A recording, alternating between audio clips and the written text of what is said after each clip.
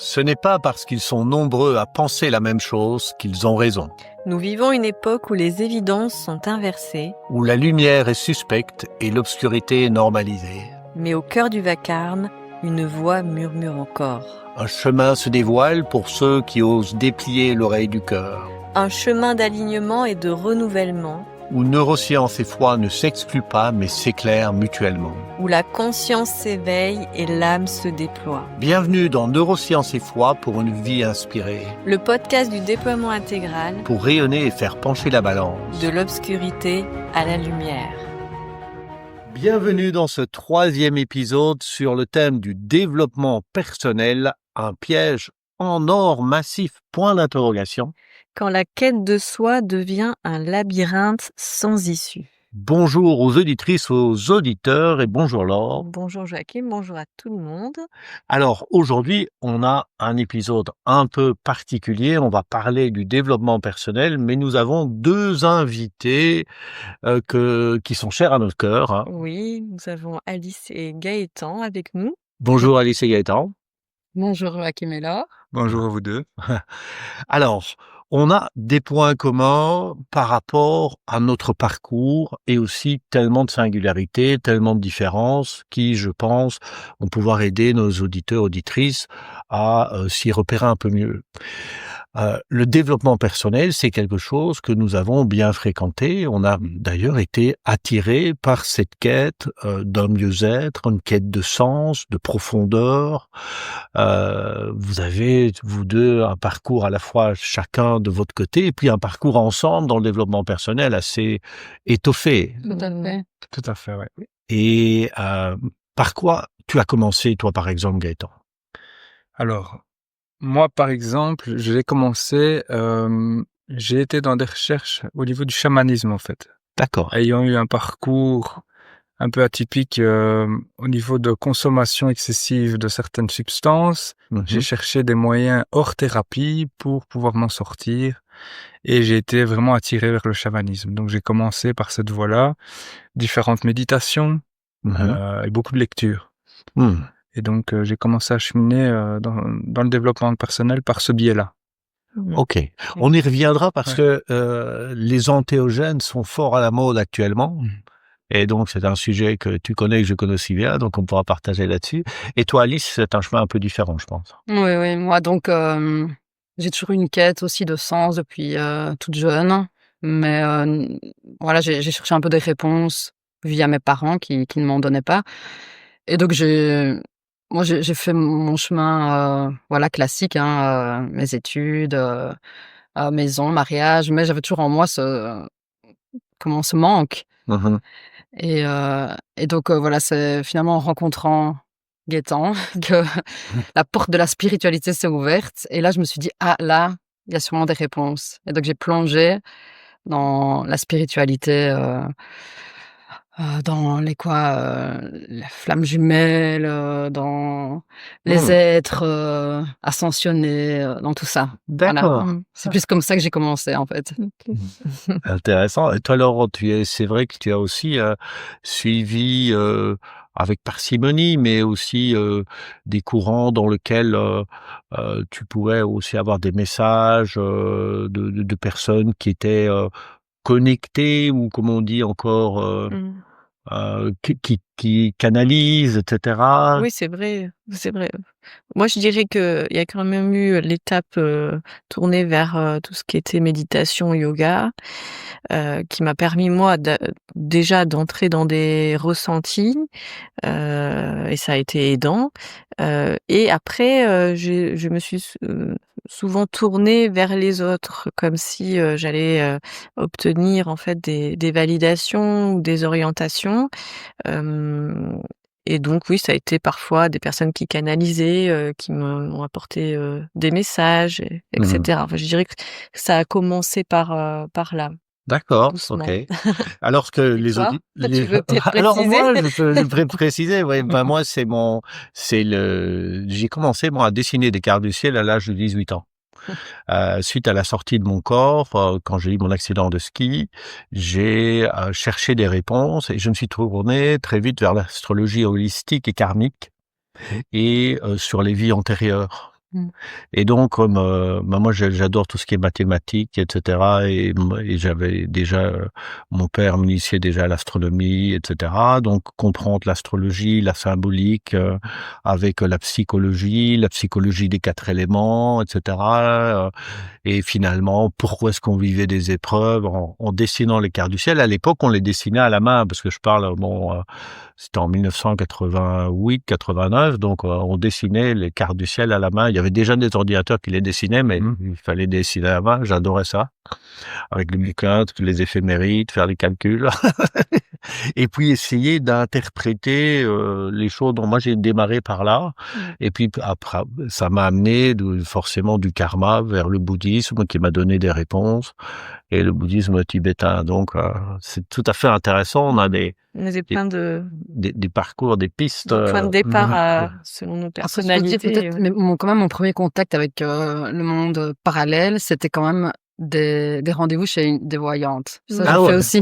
Parce que par rapport à mon couple qui ne fonctionnait pas, voilà. Ma maman a d'abord été chez quelqu'un et puis je l'ai suivie. Et puis après, moi, j'ai aussi fait ma route par rapport à ça. Donc, j'étais voir 2 voyantes, mais ça m'a conduit sur un chemin plutôt de destruction. Voilà. Tu n'étais pas le bon. Non. Mais parce que les auditeurs n'ont pas vu, quand tu dis tu avais un montre, tu as fait un geste de la main, avec la main au niveau un peu au-dessus du cœur, qui était C'est ici. ça.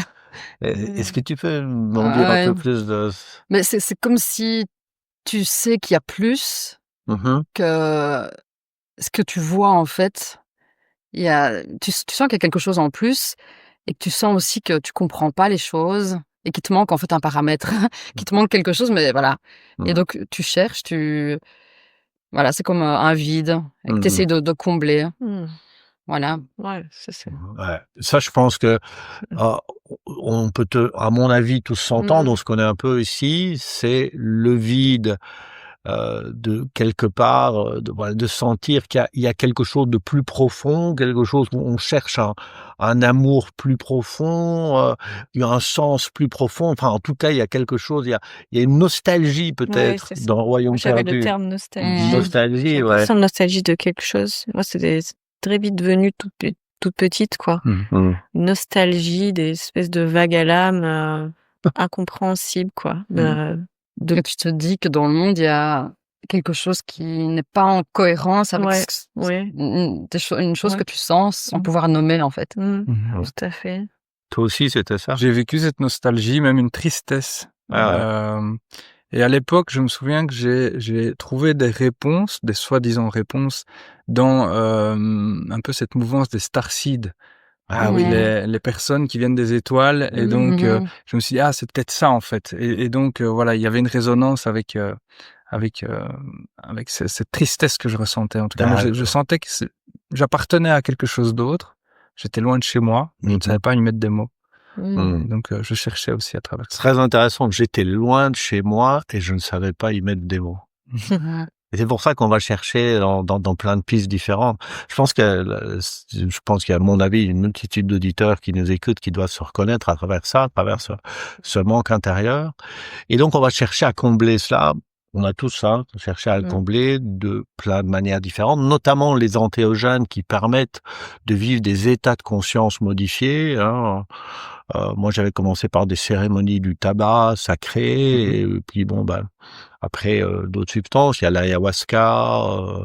Moi, j'ai fait aussi l'iboga, des trucs comme ça, qui sont intéressants d'un point de vue, je dirais, de changement de perspective. Mais est-ce que finalement, ça t'a donné, ça a comblé ce vide ou pas? Alors, je dirais que non, d'une première part, non. Et alors, d'une seconde part, pour ma propre expérience, ça a été même, si je peux dire, dangereux. Donc j'ai vécu ces expériences. La problématique a été que je suis revenu avec ces expériences chez moi. Dans le sens où on n'a pas les codes, on n'a pas les cartes, on n'a pas le langage. Et effectivement, quand on prend ces antéogènes, on ouvre des portes. On ne connaît pas le mode d'emploi, mais il y a une suite à ça. Et donc, malgré le fait que j'ai été plus ou moins bien accompagné sur place, je suis revenu chez moi avec beaucoup de portes ouvertes, beaucoup de conséquences et beaucoup de questionnements. Parce que il faut quand même ajouter pour nos auditeurs une chose importante, c'est que tu n'as pas fait ça à l'arrache, loin de là. Toi, tu as fait ça en conscience. Tu as même été vivre au Pérou, je pense. Ouais. Combien de temps? Alors j'ai fait un premier voyage de 6 mois, je suis revenu, j'y suis retourné 2 mois, je suis revenu, j'y suis reparti 3 mois. D'accord. Voilà, donc j'ai passé 11 mois là-bas et sur ces 11 mois, j'ai fait 2 mois, j'ai fait 7 mois de prise d'ayahuasca. Avec des chamans qui étaient pas des chamans à touristes, mais des gens t'avais cherché, voilà. Donc il faut quand même le dire, c'est pas que t'as fait ça comme beaucoup de touristes, t'étais pas un touriste, t'as été vivre là-bas et donc voilà. Donc ça c'est important quand même à dire. Alors moi mon expérience avec les entéogènes, je l'ai fait vraiment très tard, hein, donc j'avais déjà, je pense, pas mal de choses d'expérience, je veux dire spirituelle, donc je l'ai fait en pleine conscience et ça m'a apporté des différents. Alors il y a différentes substances naturelles qui n'ont pas les mêmes du tout les mêmes effets qu'une drogue par exemple, parce qu'il n'y a pas de descente avec ces substances-là. Et souvent quand on sort après, on sort à un autre niveau de conscience quand même, il est plus clair. Bon, moi j'ai pas une expérience négative du tout, mais par contre je sens que ça n'avait pas comblé, si tu veux, le contact profond avec ce que je recherchais. Mais par contre, mon esprit avait appris à voir d'une autre manière, d'autres formes de réalité, en fait, quelque part. Et en fait, dans la réalité dans laquelle tu revenais, ça ne provoquait pas finalement. Ça ne provoquait pas le changement escompté. Ouais, c'est ça. C'était comme des espaces à certains moments. Ouais. Et ensuite, la problématique profonde restait. Éphémère, en fait. Et c'est ce qu'on peut retrouver dans pas mal de stages et de suites dans le développement personnel. Je pense que c'est tu as cherché, tu as dit après dans d'autres, les flammes jumelles, ces choses-là. Il y a beaucoup de modes en fait aussi dans le développement personnel, hein, des courants de modes qui passent de là à là. Mais au bout du compte, on a toujours un peu tu reviens toujours un peu au même point de départ. Et j'ai l'impression que c'est une suite sans fin. Je ne sais pas votre expérience, mais. Bah oui, en fait, donc moi on a suivi aussi chez une thérapeute holistique qui travaille avec divers outils, le reiki, faire appel aux anges, le pouvoir des pierres, vraiment les cartes, le tarot, voilà, on faisait un peu de tout. Mais voilà, je faisais ça, puis j'allais chercher ailleurs et donc c'était oui, on a fait la méditation vipassana, mais donc c'était, de pratique en pratique. On essayait toujours de chercher en fait, et cette pratique-là ne convenait pas. Ah, peut-être que je vais trouver dans une autre, et puis peut-être dans une autre. Et voilà. En même temps, ce que je connais de votre expérience, c'est que vous n'avez pas été des butineurs non plus. Quand vous faisiez une pratique, vous l'aviez vraiment à fond. Quand vous avez fait Vipassana, vous l'avez vraiment fait à fond. C'est pas juste on fait un petit peu, on voit pas. Voilà. Bah, peut-être plus Gaëtan que moi, ça, mais moi, j'ai pas vraiment fait à fond. Peut-être, toi peut-être plus. Au niveau du Vipassana, j'aimais beaucoup la technique, mais je n'ai pas fait de cours complet de Vipassana, donc j'ai pas été faire les 10 jours, mais par contre j'allais régulièrement au centre bouddhiste près de chez moi qui proposait cette technique de méditation une fois par semaine, et donc on prenait du temps à prier et à apprendre la technique. J'avais dans l'idée d'aller faire un jour un cours de Vipassana, mais je n'ai pas été jusqu'à là. Voilà. Mais moi, je l'ai fait. J'ai fait. C'est très intéressant. Bon, j'ai fait pas mal de retraites dans le bouddhisme. Pas mal, enfin, beaucoup. Profondément, etc. C'est très, très intéressant. Parce que, évidemment, on va se détacher de ce qu'on pense être et on commence à observer tout ce qui est inconfort. Donc, je pense que c'est des outils précieux. Néanmoins, après 30 ans, et je fais 30 ans dans le bouddhisme, on cherche par soi-même. Et comme on cherche par soi-même, on est quelque part, il y a quelque chose qui passe pas, quoi.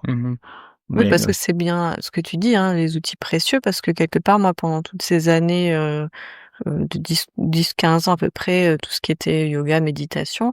Moi, j'ai quand même vu, des changements, hein, Mmh. dans Mmh. mon quotidien, dans ma Mmh. vie, Mmh. enfin, c'est pour ça, c'est vrai que ça amène un réel, mieux-être. Enfin, pour ma part, ça m'a amené, du mieux-être, ça m'a amené, Ouais. ça m'a aidé à mieux gérer, une forme d'anxiété, et cetera. Donc c'est vrai que c'est des outils précieux.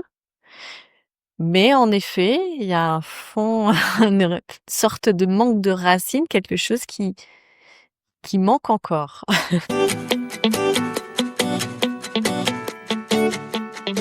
Il y a une espèce de no man's land, une sorte de frontière qu'on n'arrive pas à franchir, sur laquelle on vient buter. Vous avez senti ça? Oui, tout à fait. C'est En comment tout ça cas, s'est cette frontière, donc il y a une espèce de soif qui n'était jamais rassasiée ouais. et un désir de plus en plus croissant de se perfectionner dans ses pratiques, Mmh. dans le bien-être, dans la sérénité. Et donc, on passait de pratique en pratique pour essayer de vraiment, d'une part, combler ce vide et aussi se perfectionner. Mais sur le long terme, je me suis vraiment rendu compte que j'étais dans une forme, et c'est surtout ma compagne à l'époque, qui est mon épouse aujourd'hui, qui me faisait remarquer que j'étais toujours plus tourné vers moi, en fait. Ah! Et il y a vraiment un égocentrisme exacerbé qui s'est installé. Mmh. Je n'ai plus d'exemples là comme ça maintenant, mais ça me reviendra peut-être après, de comportements qui faisaient que j'étais de plus en plus coupé de l'autre et toujours plus tourné vers moi, sans jamais pouvoir rassasier cette soif d'être plus complet, d'être plus en paix, de temps pour moi. Ça, c'est une phrase qui revenait tout le temps: je n'ai pas assez de temps pour moi. Et plus je m'enfonçais dans le développement personnel, plus j'avais soif de ce temps pour moi. Ah ouais, Mmh. un paradoxe. Un paradoxe, et c'est quelque chose qui me marque comparé au chemin d'aujourd'hui, mais ça, ce sera pour après. Ouais. Mais voilà, c'est un point important. C'est vraiment un égocentrisme Mmh. exacerbé qui mène pour moi, à une forme de dépression. Mmh. Ah ouais, c'est très intéressant, hein, que tu partages ça et que tu oses le partager, Mmh mh. hein, Mmh. parce que tout le monde n'ose pas dire: Mmh. «Je suis un chemin spirituel Mmh. de connaissance de moi» et in fine, Mmh. j'ai l'honnêteté d'avouer que j'arrive dans plus d'égocentrisme Mmh. et c'est beaucoup n'osent même pas se l'avouer à eux-mêmes. Mmh. Mmh. Est-ce que tu as vécu la même chose toi, Alice, ou c'était Moi, une je autre voulais forme? revenir sur ce que Laure disait. C'est vrai Ouais. que ces pratiques-là ont été comme une bouée de secours, en fait, Mmh mh. et faisaient du bien, sur des laps de temps, voilà, variables. Donc voilà, mais en effet, moi, par exemple, je peux revenir sur des exemples qui venaient d'une famille, qui n'est pas du tout dans une recherche comme ça de développement personnel, de par mes parents, mais une famille nombreuse où on est dans le partage, voilà. Et donc là, j'arrivais, dis-toi qui avait cheminé beaucoup plus que moi dans le développement personnel quand on s'est rencontrés. J'ai une fille, et donc il l'a rencontrée, elle avait 3 ans, et je voyais des comportements, tellement égocentriques que j'avais l'impression qu'il était de nouveau comme un enfant. Mmh. Donc il ne voulait pas partager certaines choses, c'était son temps à lui, c'était ses affaires à lui, c'était, voilà, son bien-être à lui. Il fallait tout un contexte autour pour qu'il se sente bien, et qu'il monte, en conscience, et qu'il enfin, c'est donc il y avait des incohérences, en fait, pour moi, Ouais. parce qu'il devait être un être spirituel, de la 5e dimension, ou de la, je ne sais Ouais. plus, la quantième, mais concrètement, il y avait un manque d'amour, quoi. D'accord. Donc voilà, Ah c'était non, assez, j'adore dissonant. cette, Et un manque de cohérence. merci de lever le voile et de Ouais, permettre peut-être à ceux qui sont et celles qui sont là-dedans d'oser se dire: «Allez, arrêtons oui. de nous prendre la tête, quoi». Et puis Mmh. sur le sujet, ce qui nous a amené aussi à choisir cette thématique, c'est parce qu'aujourd'hui on a plusieurs personnes avec qui qu'on a suivi ou en accompagnement ou autre, moi carrément je vais mettre le mot, j'ai vu, du burn-out du développement personnel, quoi. Mmh. Du burn-out, du C'est-à-dire développement personnel. qu'à un moment donné dans l'accompagnement, et ben qu'ils se retrouvent complètement à se bloquer sur, des choses qui peuvent leur permettre de progresser tellement ont l'impression d'avoir saturé, et presque, d'arriver à un moment où se dire: «Mais il y a plus d'issue à tout ça, quoi». Donc c'est vrai que ce que tu soulèves de de cette sensation de dépression ou moi je mets le terme burn-out, c'est vraiment un phénomène, actuellement, qu'on observe. Ouais. Ouais. C'est très intéressant, hein. C'est pour ça que moi, en 2018, j'ai écrit le livre, Le déploiement intégral pour sortir du développement personnel. Parce que déjà la sémantique du développement personnel ne me plaisait pas, se développer personnellement. Oui. Et le déploiement intégral, c'était me tourner vers l'intérieur en me disant: voilà, tout est déjà là. Finalement, ça rejoint aussi dans le bouddhisme, on dit qu'on a déjà la nature de Bouddha en nous. Et donc, c'est de cultiver ce qui est déjà là pour le laisser se déployer. C'était un pas, en fait, d'émancipation. C'était pas encore le pas décisif d'émancipation qui a été franchi il y a un peu plus d'1 an, mais c'était un pas. Et ça m'a aidé, en tout cas, à faire le changement qui sera fait plus tard. Et il y a pas mal de personnes quand tu expliques ça, entre pourquoi tu parles de déploiement intégral et pas de développement personnel, c'est pas pour créer, une rupture ou un rejet, mais c'est pour remettre on en a parlé dans l'épisode précédent sur la sémantique et l'importance de ça et de ce fait, on se rend compte que ça parle beaucoup, aux personnes de replacer ces mots-là et d'arrêter finalement à chercher à devenir quelque chose, mais plutôt de venir découvrir, ce qui est déjà. Ouais. C'est un autre mouvement. De révéler ce qui est déjà. Et ça, c'est une profondeur dont on va parler, parce que aujourd'hui, dans le développement personnel, pour moi, ce qui est un grand piège, et que tu parles de burn-out, c'est qu'on insiste beaucoup sur le fait d'essayer de devenir la meilleure version de soi-même. Et ça, c'est presque, alors, c'est louable, hein, c'est bien d'essayer de s'améliorer, mais en même temps, c'est presque un rejet quelque part de la spontanéité de l'être dans sa pureté. Et pourquoi est-ce qu'on n'arrive pas à toucher cette spontanéité de l'être dans sa pureté? Parce qu'il y a un mur à franchir, un mur dont on pourra parler après. Bon, alors, quel est le point qui, pour vous, est le point de switch qui vous fait toucher quelque chose où vous sentez que on n'arrive pas à franchir? C'est peut-être le contexte le plus... Alors, sur le long terme, il y a un moment où j'arrive à un constat qu'après toutes les années de pratique que je m'efforce à vraiment mettre en place et voilà, je suis face à un constat au bout de tant d'années qu'il y a une dépression qui s'installe et qui fait que il y a un moment dans ma vie où après toutes ces années de pratique, je me rends compte que ma vie n'est pas le reflet de tout ce que j'ai mis en place au niveau de ces pratiques. Donc j'en viens à une dépression, donc cette tristesse n'est toujours jamais apaisée. Je n'ai pas de réponse à mes questions, mais j'ai toujours plus de questions. Et j'en viens à un constat que, si je peux utiliser ce terme, comme je l'ai dit à l'époque, ma vie est merdique. Donc en fait, j'arrive où mon couple ne fonctionne pas, j'ai énormément de problèmes de comportement, je suis isolé, le monde autour de moi ne me comprend plus et je descends tout doucement vers de plus en plus de problématiques, même des problématiques d'identification, de différentes choses. Hypersensibilité. Une hypersensibilité accrue à beaucoup de choses, et ma vie commence à s'écrouler, vraiment, tout doucement. Ouais. Et là, qu'est-ce qui se passe à ce moment-là? Alors, qu'est-ce qui se passe à ce moment-là? Je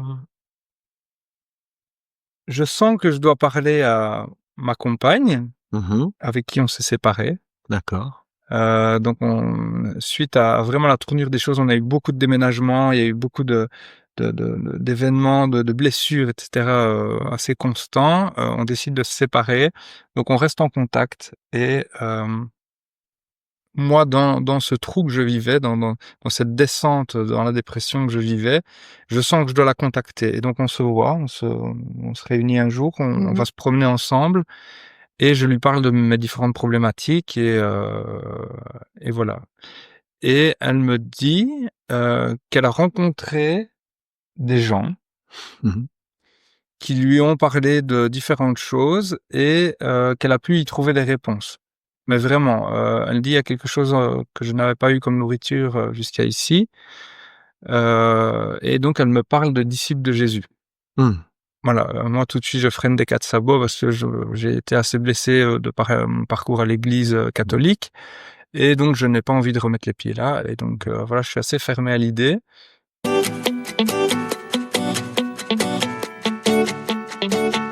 Et là, Alice va peut-être nous dire ce qui se passe pour elle, hein. Ouais, Voilà, qu'est-ce qui se passe de ton exactement. côté pendant ce temps-là? Voilà, donc pendant notre, temps de séparation, en effet, voilà, le même constat, hein, ma vie, n'est n'est pas du tout, le reflet de ce que j'espérais, de ce que j'ai fait, en fait. Mmh. Et donc, en fait, c'est une amie qui nous contacte et nous dit: «Je vais me faire baptiser». Ah! OK, c'est quoi? Dans quoi tu t'engages? Donc baptiser, je fais quand même référence à l'église. Je dis: «Mais c'est quoi? Tu retournes dans l'église catholique? C'est autre chose? C'est une secte?» Elle me dit: «Écoute, non, je ne sais pas, voilà, j'ai cet appel-là». Enfin voilà, elle a toute une histoire, et elle dit: «Je sens que je dois me faire baptiser. J'aimerais que ce moment soit filmé pour que Mmh. voilà, pour que je m'en souvienne et cetera. Est-ce que vous voulez bien venir?» Mon Gaëtan refuse à ce moment-là et moi, curieuse et toujours en recherche, heu et aussi un petit peu pour, enfin pas la protéger ou quoi, mais je me dis: «Je vais pas la laisser aller toute seule», donc j'y vais, quoi. Et donc voilà, je me retrouve, chez un couple, en fait, de disciples, en effet, de Jésus. Mmh. Et donc ils partagent, enfin donc il y a ce couple-là, il y a un autre couple et une autre personne qui vont accompagner mon ami dans le baptême. Donc je découvre plein de choses, je ne savais pas que des personnes, croyantes en Jésus pouvaient, Baptisé. baptiser. Après j'ai vu que c'était bien biblique, hein, parce que Jésus dit, «Faites, Mmh. de toutes les nations mes disciples, baptisez-les» et cetera. Et donc ils partagent l'évangile à mon ami. Et en même temps, ils me regardent et ils me disent: «Et toi, Mmh. qu'est-ce que tu en penses, quoi?» Et ils partagent l'évangile d'une manière que je n'avais jamais, entendue, ou Mmh. je l'avais peut-être pas compris, je ne sais pas. Et je sens vraiment en moi que, c'est ça, en fait, c'est ce chemin-là. Je sais pas, c'est difficile de mettre des mots, mais je Mmh. sens que c'est ça. Mmh. Et donc je dis: «Beh, oui, en fait». C'est marrant parce que tu remets ta Oui. main à l'endroit où il y avait le vide, tu vois? Ouais, ouais. Donc je sens que c'est la pièce. Ouais. Bah, je comprends pas tout, franchement, c'est au-delà de la compréhension parce que franchement Jésus, pareil, hein, j'ai été dans l'église catholique et pour moi Jésus c'était égal église catholique, égal, toutes les autorités, tous les rites et tout, et je vois ça comme quelque chose de froid, je n'y mets pas de sens, en fait. Et enfin voilà, de par mon expérience, hein, chacun, il y en a qui trouvent leur sens dans l'église catholique et Mmh. c'est très bien pour eux, mais moi voilà, je n'y avais pas trouvé. Et donc c'était pas du tout cette direction-là, que je pensais prendre, en fait. Mmh. Et puis, ça m'est tombé dessus, comme je dis. Il est venu me chercher, Mmh.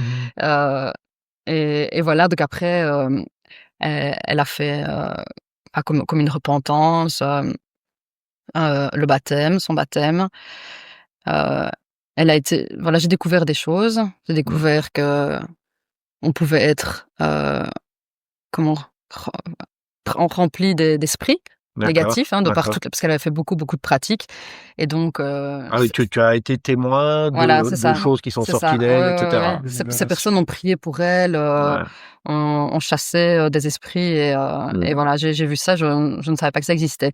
Mmh. Donc je me suis dit: «Mais OK, enfin voilà, donc il y a Mmh. vraiment un monde spirituel, il y a vraiment quelque chose Il y a un qui combat veut spirituel voilà, quelque part. c'est Ouais. ça, Hein, qui hein. nous veut du mal, en fait». Et ça, j'avais pas du Mmh. tout cette notion-là. Je Mmh. pensais vraiment, que si je faisais des bonnes pratiques, si je m'élevais moi-même, j'allais me libérer de quelque chose Ouais. moi-même, mais je savais pas qu'il y avait comme ça des emprises. Et donc Et donc voilà, puis elle a été baptisée du Saint-Esprit. Ça, c'est quelque chose que je ne connaissais pas non plus. Baptisée d'eau et D'eau puis et puis du d'esprit. Saint-Esprit. Du Saint-Esprit, d'accord. Voilà. Il y a... Donc, parce que pour nos auditeurs, donc ces personnes qui se regroupent, donc qui sont des citoyens et qui ont cette foi en Jésus, qui reprennent les textes à l'origine de ce qu'il a lancé aux apôtres, donc et qui font des guérisons et qui vont baptiser, c'est The Last Reformation, TLR, hein, donc c'est un mouvement qui est à la base d'origine protestant évangélique, qui est parti, donc la dernière réforme,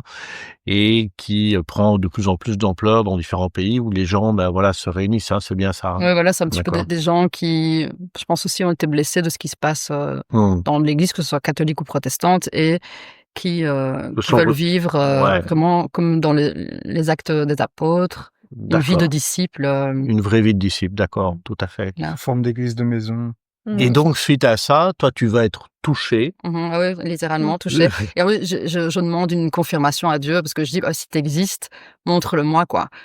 Et donc, voilà, il y a une circonstance qui se met en place, et Dieu me parle à travers voilà, une circonstance, et je dis... Une synchronicité, on appelle ça. Oui, voilà, c'est ça. Et donc, je dis, OK, en fait, c'est ça. OK, donc là, je commence à faire des recherches quand même. Mon côté rationnel reprend un petit peu le dessus. Parce que là, je suis touchée. Voilà, mais donc, je fais des recherches, et directement, en moi naît une soif pour cette direction-là, et par contre, un dégoût pour le reste. Donc c'était même pas par mes propres forces de dire ça c'est pas bon, ça c'est pas bon, il y a vraiment quelque chose en moi que je ne peux pas expliquer non plus, qui me donne un dégoût de beaucoup de livres que j'avais, de beaucoup de voilà, d'objets. Et donc suite à ça, tu vas toi-même demander pour te faire baptiser, ça va prendre quelques semaines. Oui, c'est ça. En fait, c'est assez rapide, hein, donc je pense que 1 mois et demi, quelque chose comme ça, plus tard. Tu vas te faire baptiser. Ouais. Et donc ça va transformer Alice, et toi tu vas être touché par la transformation d'Alice. Oui, il y a ce point-là. Il y a un autre point que j'aborderai après qui a été déjà une première rencontre avec Dieu, mais quelques années auparavant, et qui a été comme étouffé par toutes les pratiques, en fait. Donc j'ai mélangé en fait une première rencontre avec Dieu avec toutes les pratiques New Age et de développement personnel que j'avais. Et donc j'ai associé ça. Je n'avais pas compris que c'était des choses différentes, en fait. Mais effectivement, donc Alice, moi m'enfonçant toujours plus dans ce mal-être et dans ces questionnements, et dans cette période de ma vie où j'étais vraiment dépressif et très perdu, je la recontacte une deuxième fois, où elle m'annonce qu'elle voudrait se faire baptiser, etc. Et donc je commence à m'inquiéter, non plus pour moi mais pour elle. Et je commence à vraiment me poser des questions, et vraiment une angoisse naît en moi. Mais je ne suis toujours pas ouvert à en savoir plus. Je ne vais pas à ce baptême où on nous a demandé d'aller pour filmer. Mais par contre, je la revois une 3e fois, où là, elle est baptisée. Et c'était quelque chose de très perturbant pour moi, parce que c'était ma compagne depuis des années, je la connaissais très bien. Et étant quelqu'un de très sensible, avec beaucoup de portes ouvertes en moi spirituellement, je me connectais très facilement aux gens. Et là, quand elle a été face à moi, eh bien, je n'avais plus accès à elle. Je ne comprenais pas ce qui se passait. C'est comme si j'avais l'image, mais plus la contenance. Elle n'était plus. C'est comme si elle n'était plus dans le même monde que moi. Suite à ça, elle m'explique que justement les disciples lui ont raconté l'évangile, et qu'il parle de changement de royaume. Elle me parle de différentes choses de cet ordre-là, et manifestement, ce qu'elle m'expliquait était en complète adéquation avec ce que moi je vivais. Il y a un autre point important qui m'a marqué, c'était il y avait quelque chose qui émanait d'elle. Il y avait vraiment eu un changement. Il y avait eu quelque chose de pour moi, elle émanait une lumière. Il y avait vraiment quelque chose que je ne connaissais pas encore, mais que j'avais déjà vu dans certains films. À l'époque où je suis rentré du Pérou, donc en 2013, j'ai eu une grosse attirance pour des films chrétiens. J'ai vécu une première rencontre avec le Seigneur dans ces années-là, et j'ai regardé énormément de films protestants, donc des Mmh. films américains, chrétiens. Et l'énergie, ou en tout cas la lumière que ces familles dégageaient dans ces films m'attirait beaucoup. Je me disais, ils sont trop beaux. Il y a quelque chose de manifestement très beau chez ces gens. Et ça m'a marqué parce que la fois où je l'ai revu après son baptême, elle dégageait cette même lumière. Et donc le baptême, qu'on appelle naître de nouveau, dans le protestantisme, dans le côté évangélique, dans Teilhard, etc., qui est c'est plus qu'un rite de passage, c'est on tourne le dos au monde déchu en faisant je dirais un acte de responsabilité de sa vie passée. On met en lumière ça et puis on offre sa vie au Seigneur, donc au Christ, dans lequel il y a une purification qui se fait et notre esprit, donc parce que on a le corps, l'âme et l'esprit, l'âme étant les pensées, les émotions, la partie spirituelle qui était morte va être interchangée, va être remplacée, c'est une véritable bénédiction qui va apporter cette lumière. Et donc on a changé d'espace, on a franchi cette frontière, ce mur que on ne pouvait pas franchir avec un esprit qui n'était pas réveillé. C'est ça. Et ça, c'est quand même fabuleux parce que finalement, c'est ça ça fait des effets, en fait, je dirais des vagues, des ondes. Quand toi, tu es transformé, Gaëtan le ressent, ça l'appelle à la transformation, non pas parce qu'il a entendu ou parce qu'à la base, il était réfractaire. Toi, à la base, tu étais réfractaire. Et puis, in fine, toi, tu vas faire le pas quelques temps plus tard, assez vite aussi. Oui, donc je vois Alice cette fois-là et il y a un temps passe, je décide n'allant toujours pas mieux, je décide de la recontacter. Elle me dit: «Écoute, si tu veux, je peux te faire rencontrer ces personnes». Et voilà, je suis vraiment méfiant. J'ai peur, voilà, il y a une espèce de ras-le-bol des pratiques, en fait. Il y a une espèce de saturation complète de encore une solution de plus. Donc j'en ai marre et je prends un peu de recul avec ça. Mais n'allant pas mieux, je me dis: «OK, je vais prier dessus, en fait. Je vais demander vraiment à Dieu qu'il me révèle si c'est, le chemin qu'il a décidé pour moi, en fait». Et donc se passe tout un tas d'événements qui seraient un peu longs à expliquer ici maintenant. Oui, bien sûr. Mais par contre, Dieu répondra à cette prière.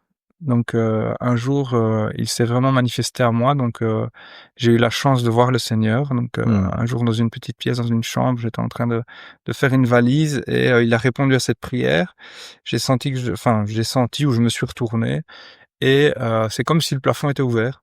Donc c'est comme si je voyais à travers le plafond, on va dire que je voyais dans l'esprit, mais j'ai vu vraiment Jésus les bras grands ouverts je voyais son buste et il m'a dit: «Viens à moi». Et là je me suis effondré en larmes et j'ai dit: «OK, je viens». Et j'ai senti un amour vraiment m'envahir, qui pour moi était la réponse à cette question de est-ce que je dois aller vers le baptême? Est-ce que je dois suivre ces gens? Et en tout cas, dans cette manifestation, il a répondu à toutes mes questions, qui me donnait en tout cas l'autorisation d'aller plus en avant.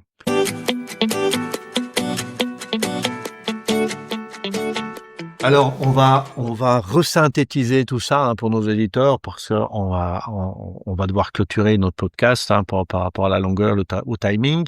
Mais donc, en fait, la transformation d'Alice va toucher, et chez toi, Gaëtan, cet appel. Finalement, tu vas aussi naître de nouveau. Et nous, on se connaît depuis bientôt 20 ans, et moi, je vais observer de loin ta vie se métamorphoser complètement, et une harmonie qui naît dans ta vie, t'as changé, ton visage, ton discours, ton énergie, t'es plus posé, enfin, tu rayonnes tout à fait différemment, ça va me toucher. Et il y a un peu plus de 2 ans, je te contacte alors qu'on est à Séville avec Laure. On se fait une visio et puis voilà. Et puis je laisse les choses mûrir, mais je dis: «On va voir si ça dure dans le temps». Et puis finalement, je vais sentir l'appel il y a un peu plus d'1 an et suivre aussi ce changement.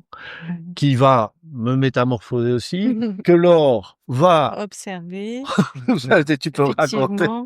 Voilà. Et ce que j'entends là dans tous les témoignages, c'est ce côté, comment dire, prudent, même presque suspicieux d'un phénomène, de se dire, voilà, vous avez chacun rappelé le côté remède pragmatique rationnel. Donc moi j'ai un peu ce phénomène-là aussi, c'est-à-dire que donc j'observe, là je vais synthétiser aussi, mais une transformation énorme sur certains aspects de Joachim qui pourtant, voilà, Avait beaucoup travaillé, chemine hein. déjà beaucoup, ça fait partie de Mmh. notre cheminement, de choses qu'on partage beaucoup. Moi j'avais déjà précédemment recommencé, ressenti à nouveau des appels par rapport à la voie chrétienne, mais je retrouvais pas exactement non plus ce que je recherchais. Donc c'est ta transformation, mais au premier abord, je me dis: «Mais effectivement, mais qu'est-ce que c'est?» J'arrivais pas à comprendre parce que moi, c'était un référentiel le côté chrétien, et cetera, mais je n'avais jamais observé ça auparavant. Et donc c'est en voyant ta transformation, effectivement, donc sûrement qu'on repartagera sur tout ça, Ouais. que moi-même, quelque chose a créé un switch chez moi. J'ai eu besoin, j'ai cherché, je me suis documentée aussi. Ouais, il y a des peurs aussi de mal tomber, de se dire: «Mais c'est quoi encore cette histoire?» Et en réalité, et c'est là où j'ai rencontré aussi, Gaëtan, Alice, et où j'ai été accompagnée, mais ça a été aussi un appel, c'est pas une proposition que d'autres personnes m'ont fait, c'est un appel en moi qui m'a dit, mais voilà, comme une validation que c'était une voie. Et je vais aussi passer ce cap. Moi-même qui comme Alice et Gaëtan avaient connu une forme de baptême déjà dans notre vie et un cheminement, mais là, vivre un baptême dans une autre maturité, En pleine conscience. en pleine conscience, est très différent. Et in fine, on va, je pense, tous attester d'une chose qui est merveilleuse qui s'est passée. Non seulement il y a des miracles qui se produisent dans la vie, elles se réordonnent, elles s'harmonisent. Il y a des choses qui se passent, et ça on pourra en parler plus tard, sur différents aspects vraiment magnifiques. Mais il y a en tout cas un cadeau qui est extraordinaire, c'est que cet appel qu'on avait avec le vide est totalement comblé. Exactement. Du jour au lendemain, enfin à la minute même, et il reste dans cette plénitude totalement comblé, avec la présence de la lumière de Dieu qui est là. Ça c'est Et aussi le fait de ne plus tout porter par soi-même, en fait. Ouais. Là, c'est en fait, je ne suis plus mon propre Dieu. J'ai Ouais. reconnu Dieu Ouais. et c'est lui qui se charge de ma vie. Voilà, je lui remets tout entre ses mains. Voilà, et Mais ça ne veut pas dire que tu ne fais rien. ah non, Oui, c'est sûr, parce c'est que sûr. ouais, j'allais dire quand même, peut-être c'est des choses que vous pouvez préciser, hein, c'est que derrière, s'en est suivi pour vous, tout un cheminement à réétudier, c'est ça? Enfin, Exactement. tu veux dire quelques mots sur la suite de Oui, tout ça? bien sûr, une fois qu'on a fait ce choix, eh bien, mais moi, déjà, il y a eu cette soif de la Bible, en fait, qui est née et cette nécessité, en fait, d'étudier cette parole et cette parole qui, pour laquelle aussi j'avais beaucoup de freins, une aversion et qui, finalement, la Bible dit que la parole lave et renouvelle l'intelligence et ça, c'est essentiel dans le parcours, en fait. Et voilà, et même tu es professeur aussi par rapport à ces Ah oui, aspects-là, hein? oui, c'est ça, j'ai commencé, parce qu'en Belgique, Pour il y a aller très loin, ouais. il y a des cours de religion et donc voilà, j'ai commencé à me former dans la religion, protestante et voilà, ça c'est un plus. Et Toi, Gaëtan, toi, tu Gaëtan? ne vas plus être centré sur toi-même, tu vas aider les autres de plein de manières différentes. Exactement. Donc directement, enfin, je suis devenu éducateur. Dieu m'a guidé vraiment dans ce chemin-là. Et je me suis tourné vraiment vers Dieu m'a parlé comparé à ça, et je me suis tourné vers les personnes en situation de précarité. Et donc voilà, avec tout l'univers que ça comporte, mais il m'accompagne vraiment dans cette œuvre, et où je m'y sens bien, je me sens utile. Et ce qui est très comique, c'est que c'est tout l'inverse de cette époque où j'étais dans le développement personnel avec cet écocentrisme et ce puissant fond tourné vers moi. C'est que je remarque qu'une partie de la guérison de mon âme, je pense, se fait à travers l'aide aux autres, à travers le service, à travers se tourner vers l'autre, arrêter de se tourner vers soi, en fait. Et donc, ça me fait beaucoup de bien, ça m'apporte énormément. J'ai beaucoup grandi aussi à travers la relation à l'autre, en fait. Et donc, c'est tout l'inverse, c'est un virage à 180 degrés, mais qui apporte énormément, ouais. Et sans compter que tous les deux, en plus, vous accompagnez des personnes qui se posent des questions par rapport à ça, vous baptisez aussi, puis vous les accompagnez après. Donc, un changement fondamental et une belle harmonie entre vous deux. Vous êtes mariés par la suite, n'est-ce pas? Donc ce chemin-là a fait que, voilà, nous on met ça sur, c'est Dieu en fait qui nous a réconciliés parce qu'on avait beaucoup de blessures individuelles et nous envisager de nouveau ensemble, ce n'était pas possible malgré qu'on soit sur un chemin similaire avec le Christ. Mais voilà, Dieu a vraiment guéri et on s'est mariés et il a vraiment reconstruit notre vie. On a intégré aussi une église. Voilà, ça je voulais y venir parce que c'est vraiment un point qui est important pour nous, c'est qu'on a eu tout de suite après ce baptême, on a eu une soif de l'enseignement lié à l'évangile, lié au chemin du Christ. Et donc le Seigneur nous a vraiment guidés vers une église, une petite église protestante. Voilà, on est 25-30 personnes, mais on a vraiment ressenti l'amour de Dieu en entrant dans cette église. On a vraiment été touchés par la gentillesse de ces personnes, par la bienveillance. Et on s'est tout de suite senti à la maison, en fait. Et donc, voilà, on a continué à cheminer avec cette église. On y est toujours aujourd'hui. On grandit bien dedans. Et c'est vraiment important, je pense, parce c'est vraiment important de pouvoir être enseigné correctement et d'avoir une communauté avec qui grandir. Avec une famille spirituelle. Famille spirituelle. Et pour ne pas partir dans tout et n'importe quoi de nouveau. Oui. Voilà, il y a des référents qui sont des pasteurs, il y a des personnes qui accompagnent, il y a des enseignants, il y a des anciens, il y a une expérience qui est là et qui est disponible gratuitement. Donc ça, c'est un point important aussi, c'est qu'on a dépensé énormément d'argent dans le développement personnel, mais que là, on va chercher des enseignements gratuits à l'église et on a un chemin de partage qui est vraiment très enrichissant.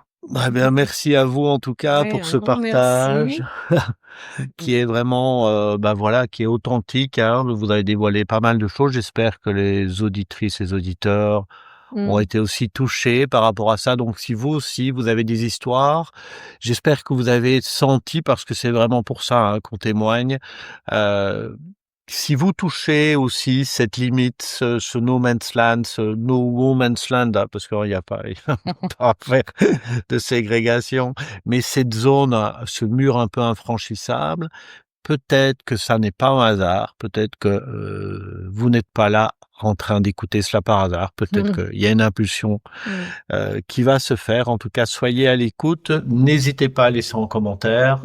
Merci Gaëtan, merci Alice pour votre participation. Avec plaisir. Merci à vous deux. Et à bientôt dans un prochain épisode.